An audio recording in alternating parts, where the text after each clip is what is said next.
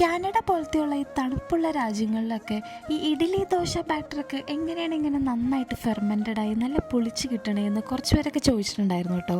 അപ്പോൾ ഇന്ന് ഇതിൻ്റെ ഫുൾ പ്രൊസീജിയർ ഞാൻ കാണിച്ചു തരാം. ഞാനിവിടെ എടുത്തത് ഇഡ്ഡലി റൈസാണ് കേട്ടോ.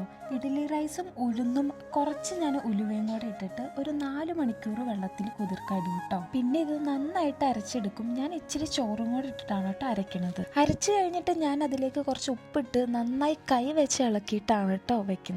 ഇതാണ് കേട്ടോ മെയിൻ പ്രൊസീജിയർ. നന്നായിട്ട് പൊളിച്ച് വരാൻ വേണ്ടിയിട്ട് അവനിൽ കുറച്ച് ചൂടിലാണ് കേട്ടോ ഞാൻ വെക്കുന്നത്. ഏകദേശം ഒരു 8 hours എങ്കിലും ഞാൻ വെക്കാറുണ്ട്. അത് കഴിഞ്ഞ് നോക്കുമ്പോൾ ഇതുപോലെ നന്നായിട്ട് ഫെർമെൻറ്റഡ് ആയിട്ടുള്ള ബാറ്റർ നമുക്ക് കിട്ടും കേട്ടോ. ഇന്ന് ഞാനിവിടെ ഉണ്ടാക്കുന്നത് നല്ല കുട്ടി ഇഡ്ഡലിയാണ് കേട്ടോ. അതുപോലെ കുറച്ച് പേര് ചോദിച്ചിട്ടുണ്ടായിരുന്നു കേട്ടോ, ഞാൻ ഇഡ്ഡലി ഉണ്ടാക്കുന്നത് ഇൻസ്റ്റൻറ്റ് പോട്ടിലാണോ എന്ന്. ഞാനൊരു 20 minutes ഞാൻ ഇൻസ്റ്റൻറ്റ് പോട്ടിലാണ് കേട്ടോ ഇഡ്ഡലി വേവിക്കാറ്. അപ്പോൾ നമ്മുടെ കുട്ടി ഇഡ്ഡലി റെഡി ആയിട്ടോ. സാമ്പാറും ചമ്മന്തിയും കൂട്ടിയാണ് കേട്ടോ കഴിക്കാൻ എനിക്കിഷ്ടം.